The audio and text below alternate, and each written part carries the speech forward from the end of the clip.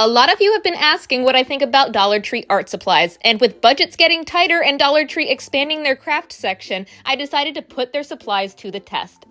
This way I can tell you what works and some things to look out for if you do use their supplies on a regular basis.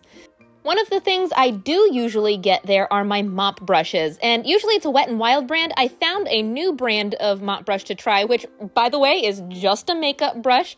It looks like it's going to work great, so I'm excited for that. And I usually get my spouncers there. They call them sponge dabbers, but I know these work really well. Now, for any cheaper brushes, make sure you do a tug test on the bristles to make sure there isn't a lot of shedding. Now, let me show you what happened when I opened this one. Right off the bat, a whole chunk of bristles came out of the brush. I was shocked. Remember though, when you're buying cheaper brushes, the glue sometimes doesn't hold as well. I also got one of their generic brush sets to try. I did a tug test on those and they were all set. It looked like the glue held pretty well onto them. Now, to test everything, I got all the colors I would need for a simple landscape, and I got an 8x10 canvas board. Let's start with a basic test of painting a sky. I'm going to try this new mop brush and some blue and white paint. The first thing I noticed about the paint is it's more of a jelly-like consistency. It reminds me more of tempera paint, and it is a little thinner, so you're going to need to do more than one coat.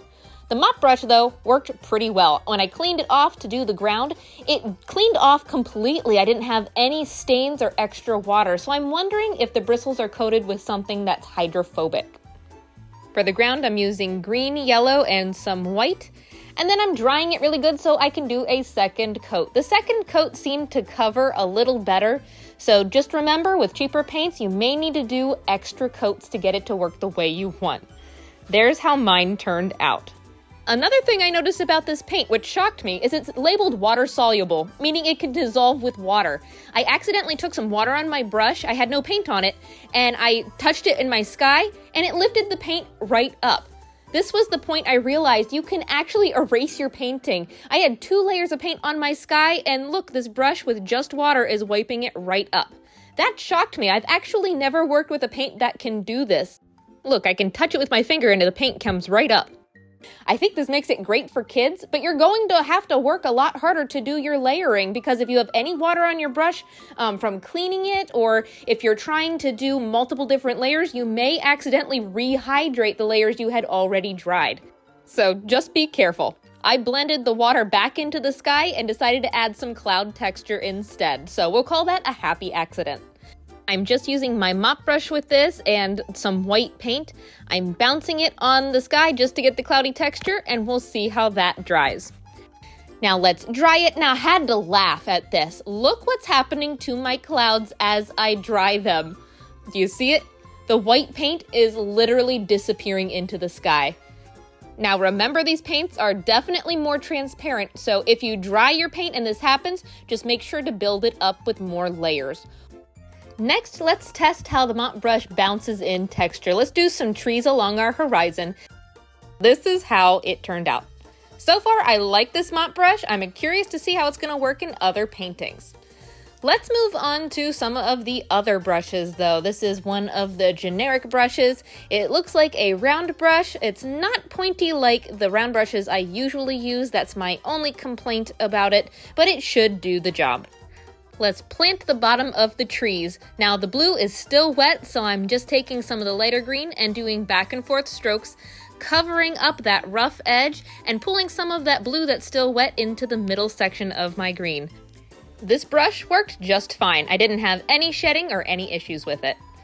Next, let's paint with a sponge. Now they didn't have artist sponges, so I went to the kitchen section and found these fun, colorful dish sponges. Now this is a different texture I haven't used before, so we're going to try it with some dark green paint, and let's paint some leaves for the tops of some trees in the sky.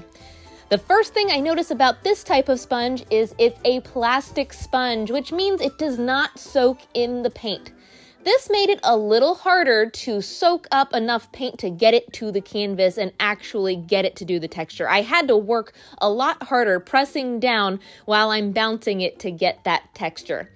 So in a pinch, this one would work, but you're going to have to work a lot harder than if you were using a regular artist sponge. Now, let's do some trunks to our trees. I couldn't find brown, so did you know if you mix all the primary colors together, you will get a brown shade? So I'm taking some red, blue, and yellow. We're going to test how the colors mix together. Also depends on the ratio you use. You could make it warmer with more reds and yellows if you wanted. And then I just took one of the generic round brushes and added a few trees with some branches up in those leaves. Don't worry, we're not going to have floating leaves. So I did that, and I wanted to add some highlights to my trees and didn't have tan either. So I mixed some white and yellow in with that dark brown, and it made a nice highlight shade. So let's add some highlights. I made sure to dry my trunks first so that it would layer. There we go. Now, I did the leaves first just so I could check the texture of the sponge, but see how my branches are now in front of my leaves? Go back in with your sponge and then just bounce in a couple more leaves to hide the rough ends. Looks pretty good so far. Now let's try the detail brush that came with the large flat brush that shed really bad in the beginning. I was excited to see this because it actually looks like a normal detail brush and it worked just fine. I didn't have any issues with it. It had a slight point to it, so I was able to do some single individual grass strokes. So I'm excited that there's a flat brush and a detail brush at Dollar Tree. If you don't want to use a makeup brush, you could use a flat brush as long as it doesn't shed like mine did for your background, and you can have a detail brush that works for fine detail. Now let's try adding some grass texture. I'm taking the mop brush with some dark green and doing little upward brush strokes. This worked really well. I think it worked well because I have a lighter green behind the darker green. So when you're doing layering of textures, I think it would be better to start with your lighter colors and work towards your darker colors with this paint. On that note though, I do usually do my highlights after my darker color, so I went back in with the detail brush and I made sure to dry the dark green so I could do this, and I added some bright green strokes of highlights all the way across the grass. Okay, for some final details, let's add some flowers in the right-hand corner. I just mixed some of the red and white for some pink, and let's try the pouncers or sponge dabbers. Now, I know they work, but let's just try them for fun. We'll do a flower texture, just adding little circles like a stamp, pressing down and pulling up in this corner. The sponge worked great, but when the flowers dried, they did blend into the dark green a little bit, but that's okay. Let's try one of the flat brushes from that generic pack. I'm using some of the white paint. I'm turning the bristles vertically and just tapping in a texture. These will be tall little white flowers. I like that. Now, because we know now that the white is more transparent when it dries, I'm expecting these to disappear a little bit and kind of blend into the pink. Because of that, let's even add a couple yellow ones in there. Like we suspected, they're fading in, but that's okay. That's why we added the background flowers with the pouncer. One more test. Let's take one of the medium pouncers with some yellow and white, and let's add a sun in the sky. Just press down, twist, and pull up. And because I know it's going to disappear, I'm going to dry it and add another coat to make sure it stands out.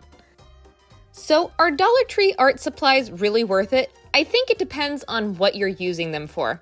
They're not the best quality, but if you're creative and patient, they can definitely work for simple paintings if you're on a tight budget. Just remember, you get what you pay for. In the end, it's all about what matters more to you, saving money or saving some time and effort. Now that I know the paint is water soluble, I'm going to save money and erase this painting and reuse the canvas board, which is another great way to save some money. So fun tip, the canvas board worked great, I will say that. And now I'm ready for another painting.